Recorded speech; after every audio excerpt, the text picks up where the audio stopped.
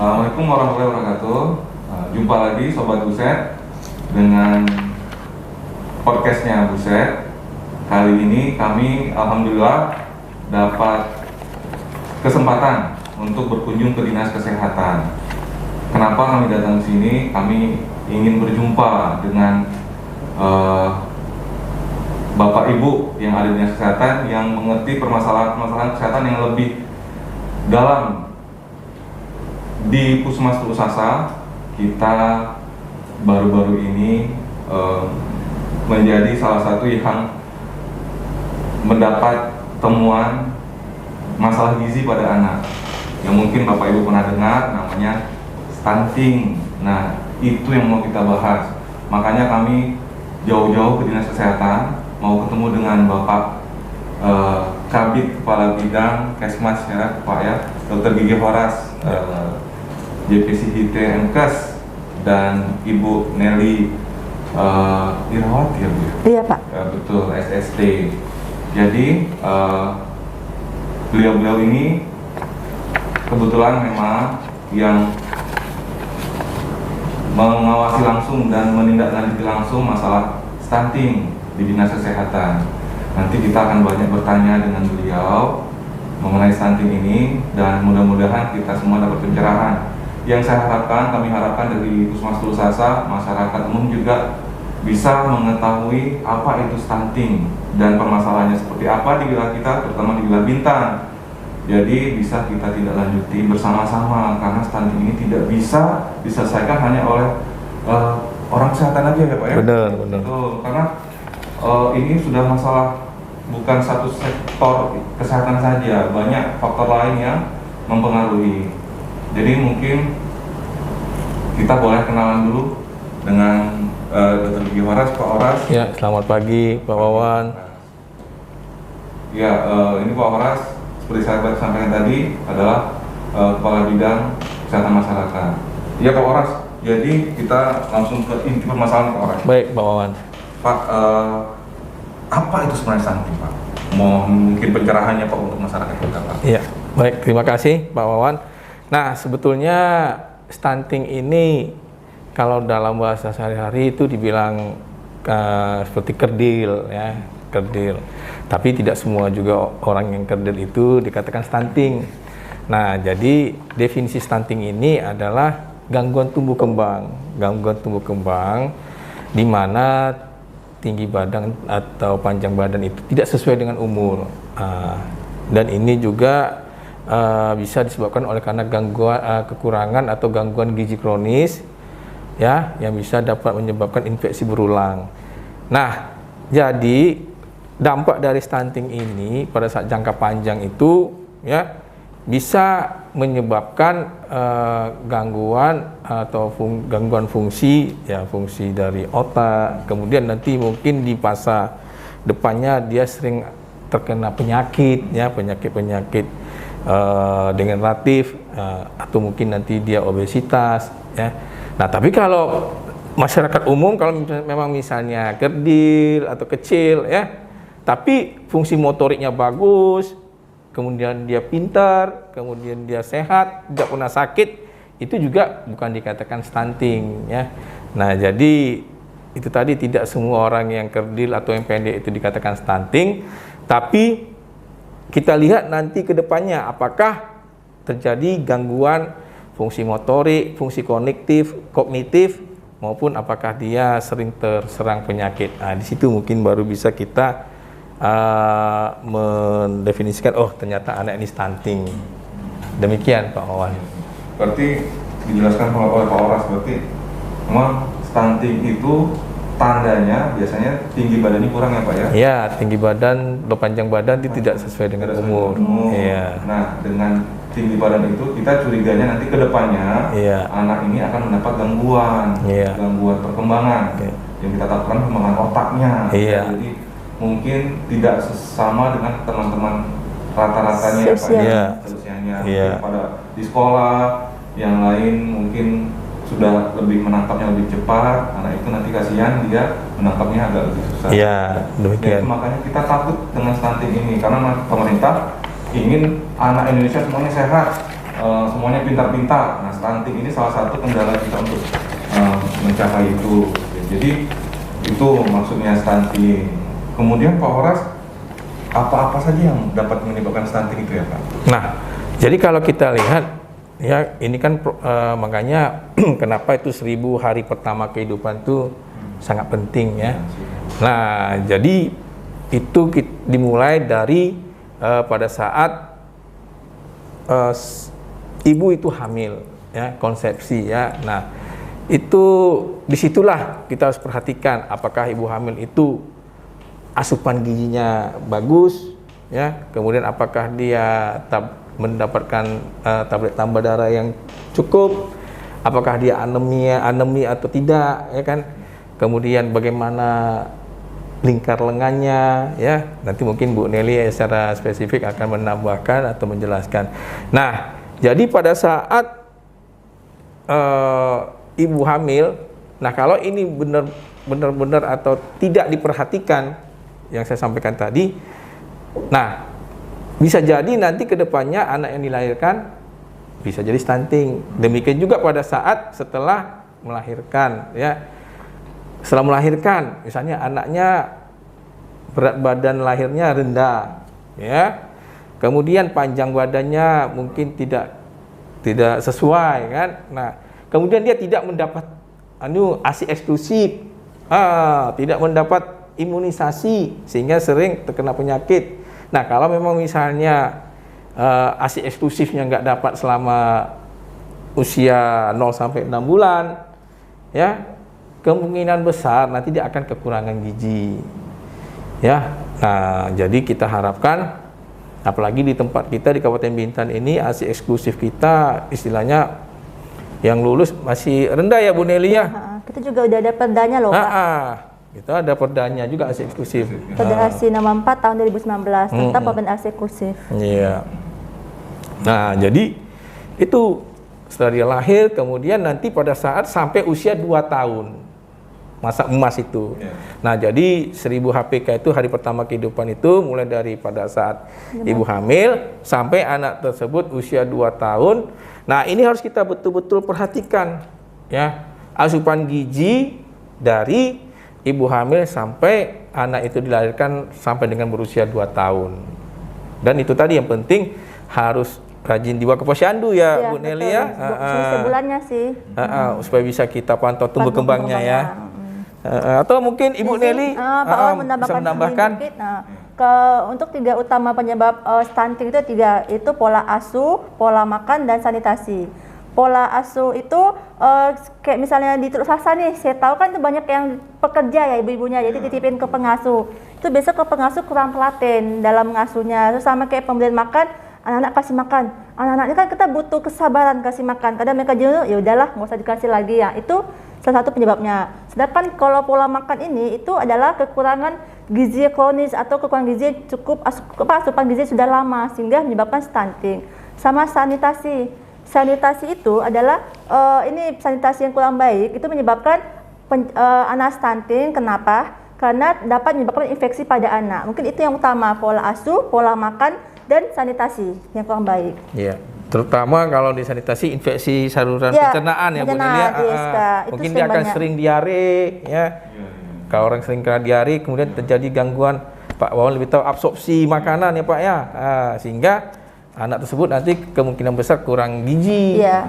Mungkin kira-kira seperti itu. Makanya itu pentingnya sanitasi. Iya, jadi untuk mencegah stunting ini kita memang dimulai dari kehamilan nih, malah sebelum kehamilan ya. Iya. Iya, dari remaja Pak Wawan. Dari remaja kan Iya. diberikan tablet FA itu. Seharusnya tablet FA itu diberikan setiap minggu sekali untuk anak SD SMP. Oke. Nah, itu kendala di lapangan kita tuh. Nah, Kita ngasih obat banyak nih Pak. Iya. Kita turun, kita Iya. ngasih. Nah, kadang itulah susahnya, kita udah kasih tapi nggak tahu, kayaknya nggak diminum atau gimana. Nah. Itulah kendala kita di lapangan. Nah, jadi Bapak Ibu harus tahu bahwa sebenarnya pemerintah itu sudah melakukan pencegahan sejak dari remaja ya. iya, Betul, benar. Dari remaja, ibu hamil sampai anaknya lahir, stunting ini sudah dilakukan pencegahan ya Bapak Ibu. Iya. Nah, sekarang tinggal masyarakatnya juga ini untuk mendukung program pemerintah. Kebetulan Bu Nelly ini memang yang membawahi di puskesmas itu ambil gizinya kita, pemegang program gizi kita Bu Berta, dan beliaunya mengawasi kegiatan gizi di puskesmas. Jadi beliau juga turun-turun untuk mengawasi anak-anak stunting ini. Jadi untuk Bintan, angka stunting kita bagaimana Bapak Ibu? Sebenarnya Pak, kalau angka stunting di Kabupaten Bintan kita ini masih di bawah nasional. Nasional Ya. ya. Nah, jadi kalau berdasarkan EPPGBM ya, angka stunting kita ini berkisar 5,2%. 21. Ya, 5,21% Iya, ya, Pak. Bu ya. 21. Nah, 5,21%. Nah, nasional itu targetnya kalau di tahun 2021 ini 20% ya kalau tidak salah saya. Tapi nanti ya, jadi kita memang di bawah. Tapi nanti sampai tahun 2024 nasional itu menargetkan harus di bawah 14% angka stunting. Nah, jadi kita sih sebenarnya masih di bawah target nasional kalau berdasarkan EPPGBM. Nah, ya. Nah, kenapa kita menjadi lokus? Ini juga merupakan target nasional, di mana nanti sampai tahun 2024 seluruh kabupaten kota yang ada di Indonesia ini harus menjadi lokus intervensi stunting.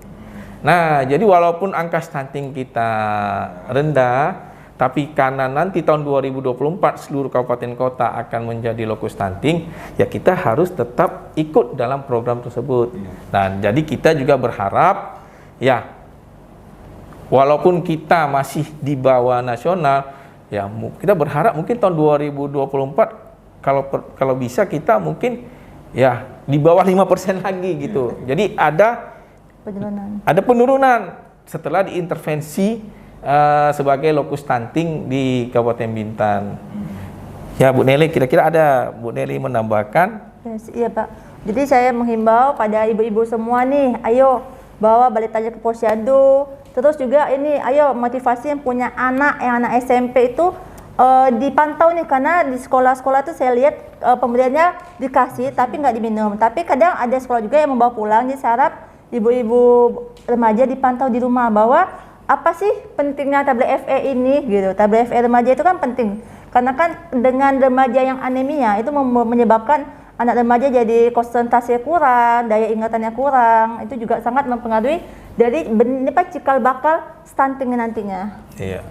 Jadi kita memang mungkin perlu membuat suatu terobosan ini Pak Wawan, juga buat puskesmas lain. Misalnya seperti ini, kalau kemarin itu dianalisa situasi itu indikatornya remaja putri yang diberikan tablet tambah darah. Kalau sekarang kepatuhan minum obat. Nah, jadi kita memang harus memantau pelaksanaan minum obat tablet tambah darah ini. Nah, mungkin bisa kita buat seperti ini Pak Wawan, mungkin dengan kawan-kawan puskesmas juga. Misalnya pada saat apel pagi, ya, atau upacara pagi di sekolah. Nah, kita masuk, tapi kita beritahukan dulu kepada anak-anak supaya makan dulu dari rumah, kemudian membawa air minum, ya. Nah, kita bagi tablet tambah darah, kemudian kita minum sama-sama setelah upacara di sekolah. Nah, itu mungkin indikator kepatuhan minum obat itu bisa tercapai karena kita memang benar-benar menyaksikan bahwa remaja putri itu minum obat di depan kita, obat tablet tambah darah. Nah, jadi bukan hanya kita kasih, tapi nanti di rumah diminum atau tidak kita tidak tahu. Tapi kalau kita kasih, kemudian minum bersama-sama, Berarti kita memang betul-betul melakukan pemantauan mereka minum obat tablet tambah darah. Nah, itu mungkin bisa nanti dipraktekkan Pak Wawan. Iya, Pak. Karena itu PR kami itu Pak. Iya. Yang saya tanggung patuhan minum sekarang nih, beban kami itu. Betul. Jadi memang saya juga berharap Bapak Ibu di rumah juga tahu ini program ada dan juga mau menanyakan ke anak-anaknya ya Pak ya. Maksudnya, Iya. udah minum belum, dan Iya. belum. Jadi pengawasan nggak cuma dari kita. Dari orang tua juga. Iya, benar Iya. itu. Iya. Karena kadang-kadang orang tua tuh nggak tahu malah Pak. Iya. Tablet FE itu apa? Jadi sebenarnya tablet FE itu untuk mencegah anak-anak perempuan terjadi anemia. Karena kalau wanita mengalami anemia nanti pada saat dia hamil atau persalinan nanti bisa terjadi kekurangan gizi pada bayinya. Iya. Makanya dari awal itu kita memberikan. Kenapa wanita? Karena wanita itu ada siklus haidnya.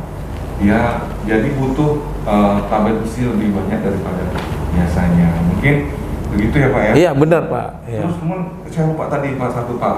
Tadi Bapak ada menyebutkan lokus. Lokus itu apa ya Pak ya? Oh iya. Oh iya. Ini, kebetulan terus sasa itu lokus kedua saya. Terus sasa dan Nabi Perman. Iya. Mohon penjelasannya Pak. Jadi lokus itu Pak, lokus itu lokasi intervensi kita Pak. Lokasi intervensi kita untuk intervensi stunting di Kabupaten Bintan ini. Ya, jadi kita kan di Kabupaten Bintan ini ada 51 desa kelurahan. Jadi kita ini akan melakukan intervensi yang benar-benar dilakukan oleh seluruh lintas sektor, stakeholder ya, yang terkait dengan stunting ini. Karena stunting ini bukan hanya PR Dinas Kesehatan aja Pak. Tadi Ibu Nelly udah menyampaikan tentang sanitasi, mungkin Dinas PU-nya harus berperan, ya, Perkimnya berperan, PMD. kemudian PMD-nya nanti dia berperan dengan KPM-nya, ya, kader pembangunan manusianya, ya. Kemudian nanti dari DP3KB akan berperan dengan tim pendamping keluarganya, mendampingi keluarga-keluarga yang beresiko stunting. Kemenak nanti akan berperan dalam hal bimbingan calon pengantinnya, ya, banyak. Jadi semua ketahanan pangan mungkin nanti dengan KRPL-nya, kawasan rumah pangan lestarinya. Nah, jadi inilah dinamakan aksi konvergensi stunting. Nah, jadi semua lintas sektor, semua OPD yang terkait melakukan program intervensi secara kolaborasi dan sinergi. Jadi kita sudah sepakat kemarin pada saat rembuk stunting tingkat kabupaten, ya, Pak Wawan juga hadir ya, kepala desa, camat, OPD lain. Nah, kita sepakat, ayo tahun 2022 ini kita mulai program intervensi stunting yang terkonvergensi, yang menyatu, yang menyeluruh kan.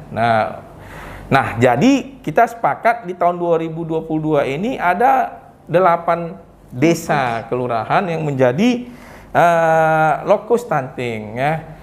Itu diantaranya ada desa Teluk Sasa, ya, ada kelurahan Tanjung Permai, ada desa Ekang Anculai, ya, ada desa Kuala Sempang, ya Bu Nelly, ya, atau desa Sri Bintan, atau mungkin Bu Nelly bisa nyampaikan desa halaman lain. Sri Bintan, Kijang Kota, Gunung Lengkuas, jadi 8. 8.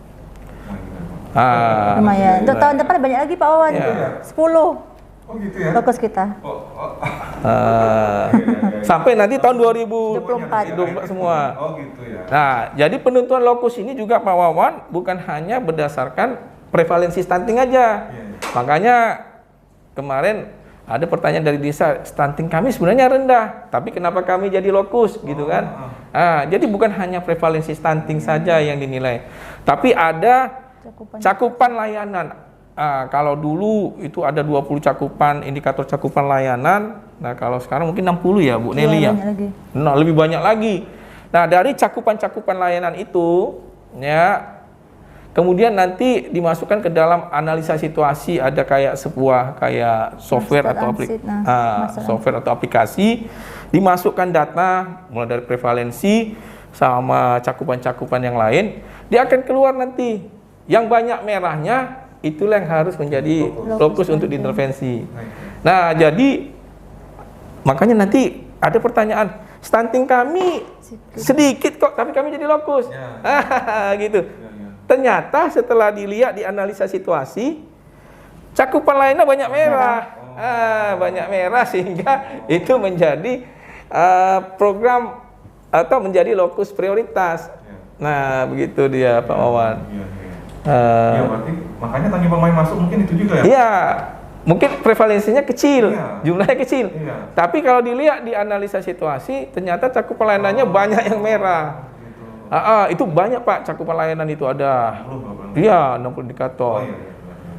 Seluruh cakupan OPD yang mendukung stunting itu ada di cakupan layanan itu. Iya, iya. Ya, berarti itu Bapak Ibu dari awal tadi disampaikan mengapa kita stunting ini jadi penting, karena ini memang untuk membuat anak-anak kita sehat, intinya seperti itu. Dan pemerintah sudah dari awal anak remaja sampai ibu hamil dan melahirkan sudah coba melakukan intervensi ya Bu ya. Iya. Dan sudah dilakukan semua, tinggal lagi dukungan dari lintas sektor, terutama orang tua, ibu hamil, untuk pengawasannya lebih baik. Mungkin ada tambahan untuk penutup yang mau disampaikan Pak terkait stunting ini? Ya. Terima kasih Pak Wawan. Jadi yang pertama mungkin di dalam pencegahan stunting itu seperti yang disampaikan oleh Bu Nili tadi, dimulai dari remaja putri ya Pak ya. Jadi memang betul remaja putri harus rajin misalnya untuk meminum tablet FE ya, tablet tambah darah. Kemudian mengunjungi posyandu-posyandu remaja yang ada ya. Karena di posyandu remaja ini mereka nanti akan mendapat bekal ya, mendapat pengetahuan ya, termasuk juga mungkin akan mendapat tablet tambah darah juga.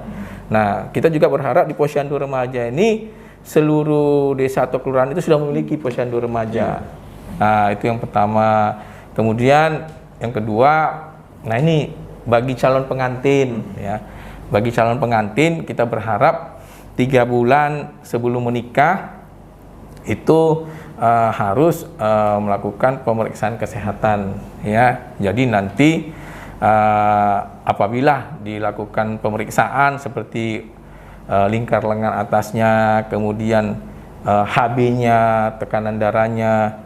Nah, apabila dia masuk ke dalam calon keluarga yang berisiko stunting, nanti akan didampingi oleh tim pendamping keluarga ya, tim pendamping keluarga. Nah, tim pendamping keluarga ini itu terdiri dari bidan, nakes ya, kemudian kader KB dan kader PKK ya Bu Neli. Nah, jadi pada saat pendampingan ini diharapkan ya calon ibu ini bisa memperbaiki kondisi tubuhnya sehingga nanti pada saat mungkin kemungkinan besar kalau pernikahannya tidak mungkin ditunda, tapi mungkin proses kehamilannya ya, proses kehamilannya nanti akan ditunda sampai benar-benar fisik dari ibu ini makin bagus, makin sehat dan tidak menjadi calon keluarga atau calon pengantin yang berisiko stunting. Nah, mungkin Bu Neli ada tambahan lain? Mungkin ada slogan juga Bu.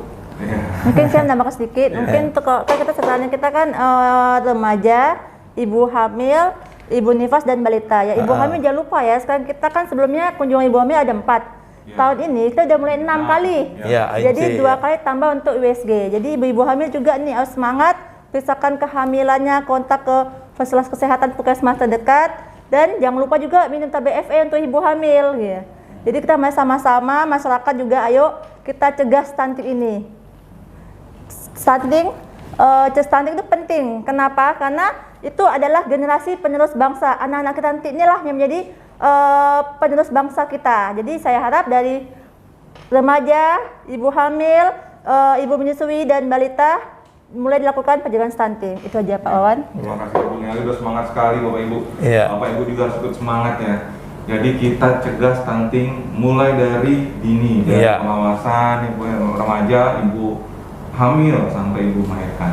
Semoga apa yang disampaikan oleh Pak Horas dan Bu Neli ini bisa memotivasi kita semua, terutama kami di Puskesmas Tulusasa yang fokusnya ada 2 tahun ini. Semoga bisa kami lakukan tindak lanjut terhadap masyarakat kita. Kami juga tidak mau warga kita ada yang stunting, mendapat predikat stunting. Ya, demikian mungkin Bapak Ibu untuk stunting. Semoga bermanfaat bagi Bapak Ibu semua dan tetap semangat. Ayo cegah stunting itu penting.